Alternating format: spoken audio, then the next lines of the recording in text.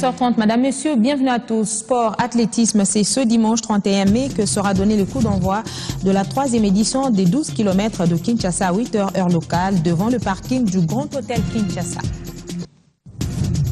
Adoption du rapport sur les cadres organiques devant régir le Conseil supérieur de l'audiovisuel et de la communication par son assemblée plénière lors de la 37e session ordinaire. Ce projet de loi sera très bientôt déposé au Parlement. Crise au sein des forces vives de Béni. Jean-Paul Paloukou démissionne au sein de la coordination territoriale de la société civile pour des fins politiques. Une démission mal digérée par ses collègues qui lui demandent avant tout de rétablir un climat de paix entre les membres de la structure. Merci de rester avec nous. Jean-Paul Paloukou, le tablier au sein de la coordination territoriale de la société civile de Béni dans le Nord Kivu, mais demeure à la tête de l'ONG Convention pour le respect des droits de l'homme. Les raisons de sa démission sont mal digérées par ses collègues défenseurs des droits de l'homme qui lui demandent avant tout de rétablir le climat des collaborations entre les autorités territoriales de sécurité et les acteurs de la société civile. Eric Kasmoui, c'est pour plus de détails. Jean-Paul Paloukou Ngangondi dit démissionner au poste de secrétariat au sein de la coordination territoriale des forces vives à Béni pour des convenances personnelles. À cette même occasion, il ne relâche pas non plus l'ONG Convention pour le respect des droits de l'homme CRDH, dont tu es chef d'IFIL. Pourquoi cette démission? Juste la liberté de se mouvoir, même dans les microcosmes politiques, dit-il. Je n'ai pas démissionné dans la CRDH, j'ai démissionné dans la société civile, dans laquelle j'étais comme secrétaire. J'ai démissionné parce que j'ai jugé bon de faire autre chose. Mais dans l'entretemps, je reste le président de CRDH jusqu'à la preuve du contraire. Parce qu'il y a une loi qui interdit à un acteur de la société civile d'entrer dans la politique. Je vais vous informer que nous avons un ami, un collègue avec qui j'ai travaillé pendant longtemps parce que j'étais dans son organisation. C'est l'honorable Omer Kampale, le fondateur de Bon Samaritain, président. Jusqu'à présent, il est député national. Est-ce qu'il n'est pas en train de défendre les droits de l'homme parce qu'il est devenu député? Ces arguments sont loin de persuader en toute objectivité les activistes des droits de l'homme dans la région des Béni. Parmi ceux qui fustigent ces arguments, Messi Eric Moundoukou du CIFDH. Il trouve manigasser ses arguments. Cet honorable-là auquel il a fait allusion, qu'est-ce qu'il a déjà fait à la population? Qu'est-ce qu'il a déjà apporté comme bénéfice à la population, à sa base qu'il a élu depuis qu'il est honorable à Kinshasa? C'est vraiment honteux, messieurs les journalistes, attendre monsieur Jean-Paul Ngangondi donner un exemple pareil. C'est honteux et je dis à la population de ne pas laisser ses oreilles attendre les propos de monsieur Jean-Paul Ngangondi parce que c'est un charlatan, c'est un distracteur, un confusionniste et nous sommes vraiment désolés de sa manière d'agir aujourd'hui comme étant défenseur des droits de l'homme. Des sources recoupées renseignent que les démissionnaires avaient quitté la région de Béni après conflit opposant à certains membres du comité territorial de sécurité.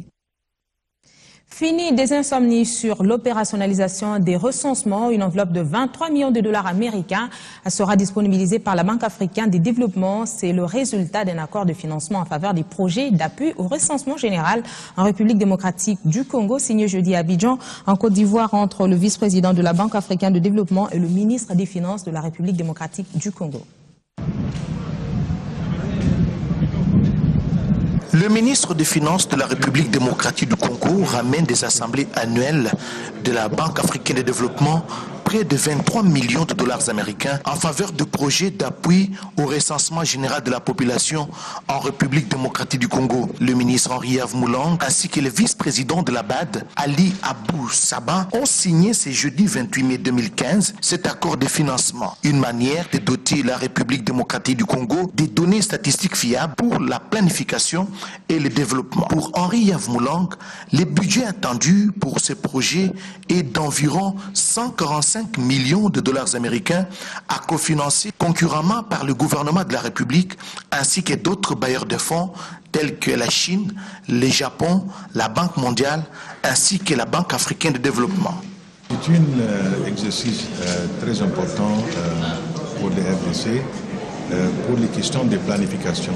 La dernière donnée disponible, c'est presque 30 ans c'est presque depuis 30 ans. Alors c'était vraiment important et nous félicite le gouvernement d'avoir pris des mesures pour commencer de faire le recensement. C'est vraiment très important pour les pays, pour la planification du développement.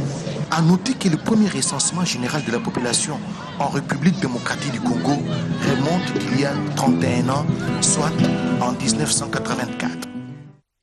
L'actualité, c'est aussi les nouvelles dispositions que prennent les autorités sud-africaines en matière d'immigration des enfants mineurs à destination en provenance de l'Afrique du Sud. Désormais, tout enfant mineur devra obtenir le consentement solennel des parents avant la délivrance du visa. Cette décision entre en vigueur dès ce 1er juin 2015. C'est l'ambassadeur sud-africain en RDC qui l'a annoncé ce vendredi lors des échanges avec la presse.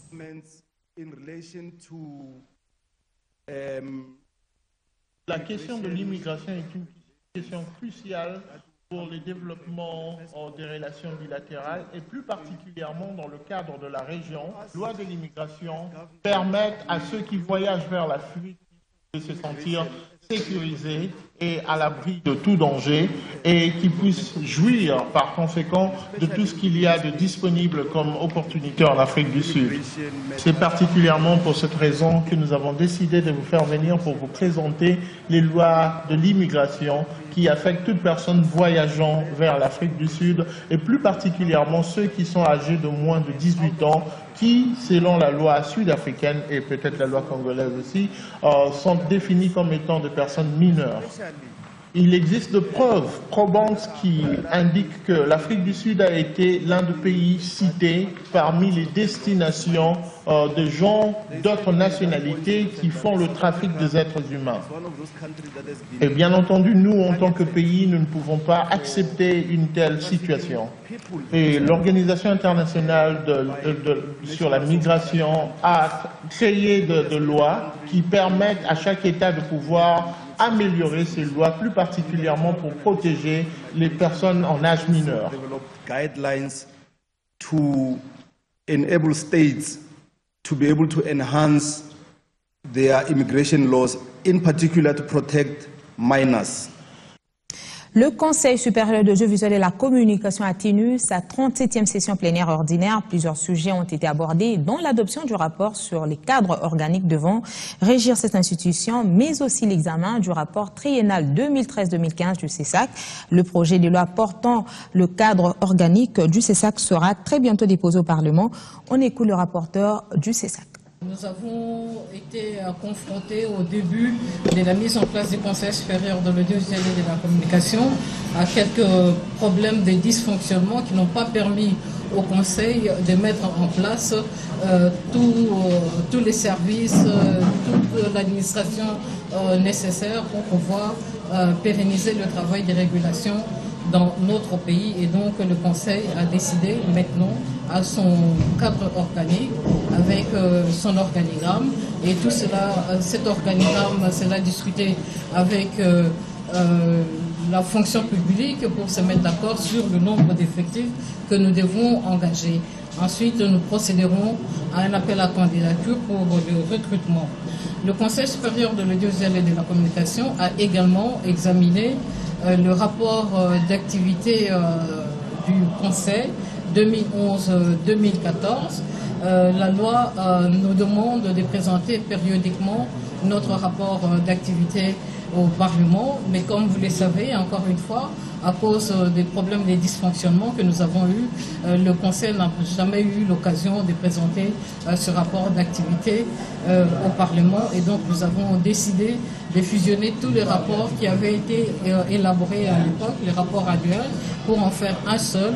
Et donc dans les tout prochains jours, nous allons déposer ce rapport d'activité au niveau du Parlement, l'Assemblée nationale ainsi que le Sénat. ONU 70 ans, maintien de la paix, passé, présent, futur. C'est autour de ce thème qu'a été célébré ce 29 mai la journée internationale des casques bleus. En République démocratique du Congo, la mission onusienne est l'une des plus grandes au monde. Christian Elongo. Ils sont à travers le monde pour le maintien de la paix en zone de conflit armé. Les casques bleus ont été l'objet de la grande congratulation ce vendredi. En République démocratique du Congo, ces onusiens ont bénéficié d'une journée commémorative particulière. Grande mission avec plus de 19 000 soldats, œuvre au quotidien pour l'interposition, donc une première pour l'ONU qui fait réellement la guerre aux côtés des forces royalistes en RDC. Le gouvernement de la République démocratique du Congo ne ménagera aucun effort pour que la noble mission des casques bleus, celle de ramener la paix est de contribuer à défendre l'intégrité de notre territoire aux côtés de nos forces de défense et de sécurité puisse, dans un temps appréciable, se réaliser avec succès.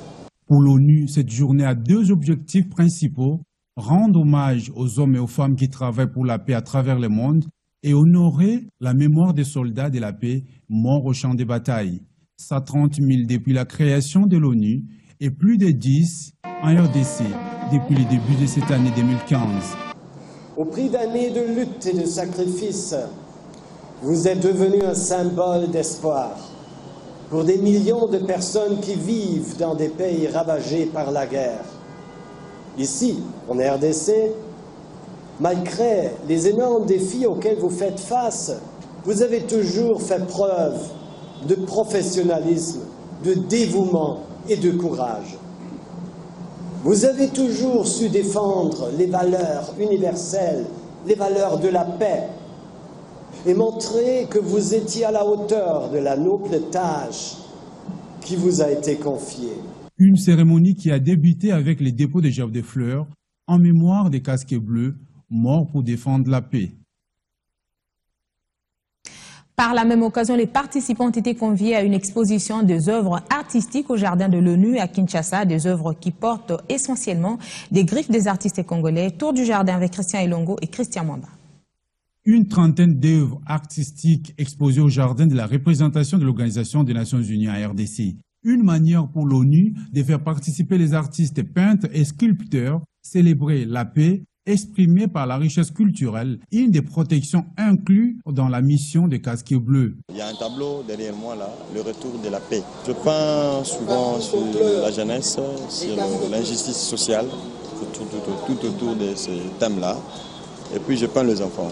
Des tableaux qui parlent de la jeunesse et de la paix, comme cette impressionnante œuvre d'une femme enceinte constituée de plus de 12 000 douilles ramassées dans des différentes zones de conflit à travers la RDC. Au-delà de la guerre, au-delà de la douille, il y a la vie que je vais scander. Parce que la femme est en famille et l'enfant qui va naître, la douille va continuer. Donc à ma façon, j'ai dit que la guerre n'apporte rien du tout, si ce n'est que la désolation. Ici, c'est la vie que je vais montrer à travers cette œuvre.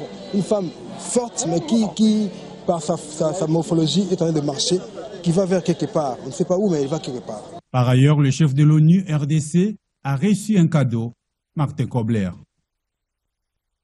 Prenons cette nouvelle qui nous provient de la présidence de la République. Le chef de l'État, Joseph Kabila, entame depuis ce matin des consultations avec les chefs des confessions religieuses. Il entend accorder ainsi à chaque représentant le temps de s'exprimer, et cela de manière séparée. Le processus se poursuivra jusqu'au lundi 1er juin avec les autorités coutumières avant de rencontrer les représentants des partis politiques, d'abord ceux de l'opposition puis ceux de la majorité. Quant à la société civile non confessionnelle qui approuve la démarche du chef de l'État, cette dernière estime que sa voix devra aussi être entendue car elle a la matière à donner. Les droits des accusés ou des suspects tels que rendus par la Cour pénale internationale, ce sujet a constitué l'essentiel de la formation à laquelle des journalistes de Kinshasa ont été conviés par la Cour pénale internationale RDC. Cette session a également permis aux chevaliers de la plume de se familiariser avec différents thèmes judiciaires. La CPI, sa complexité et tous les mécanismes qui l'entourent, une matière que le journaliste ne néglige pas. Conviés à une session de formation, cette fois-ci, ils ont été éclairés sur le droit des accusés ou des suspects. Ce thème de la formation sur le droit de la défense a été exposé par Franck Moulenda, avocat à la CPI. Dans une série de questions-réponses, les chevaliers de la plume ont renforcé leurs capacités et surtout s'y sont familiarisés aux termes judiciaires qui leur permettra d'améliorer leur reportage. L'objectif de ces réunions que nous avons commencé depuis un bout de temps, c'est familiariser nos amis journalistes, les médias, à ces concepts, à ces expressions, que l'on sache, par exemple, ne fût-ce que lorsqu'on parle de la défense, quels sont les droits de la défense. C'était le cas aujourd'hui. On a parlé de la défense, les droits de l'accusé. Quels sont les droits de l'accusé? La Cour pénale internationale fonctionne depuis un certain temps, plus de 10 ans, et qu'elle a en charge la répression des crimes internationaux. Et qui dit crimes internationaux suppose l'existence de suspects et des accusés. Donc ça fait autant de droits qu'on reconnaît à ces personnes-là. Le rendez-vous est donc pris pour la prochaine session. Autre formation, c'est celle de l'Union des femmes commerçantes du Congo. Cette structure a échangé avec les membres autour du thème leadership économique de la femme congolaise. L'UFCO tient à rendre plus autonome la femme congolaise. L'Union des femmes commerçantes du Congo, UFECO, prend l'option d'éveiller encore plus l'agressivité des affaires dans le chef de ses membres. Aussi, dans cette démarche, une journée de formation sur le leadership économique de la femme en RDC vient de marquer le processus de renforcement de capacité. Des sous-thèmes tels que autonomisation de la femme et de la jeune fille, exigences et procédures de création d'entreprises et enfin, découvrir son leadership et améliorer sa performance commerciale pourront les prédisposer à participer au développement du pays. Le renforcement des capacités des femmes s'inscrit étroitement dans la nouvelle dynamique lancée par le ministre du Genre, de la Famille et de l'Enfant pour l'autonomisation efficace et efficiente de la femme congolaise. J'encourage de telles initiatives et félicite les organisateurs pour avoir pensé à outiller les femmes des atouts majeurs devant leur permettre de voguer allègrement dans le monde des affaires, à savoir le monde économique réservé souvent aux hommes.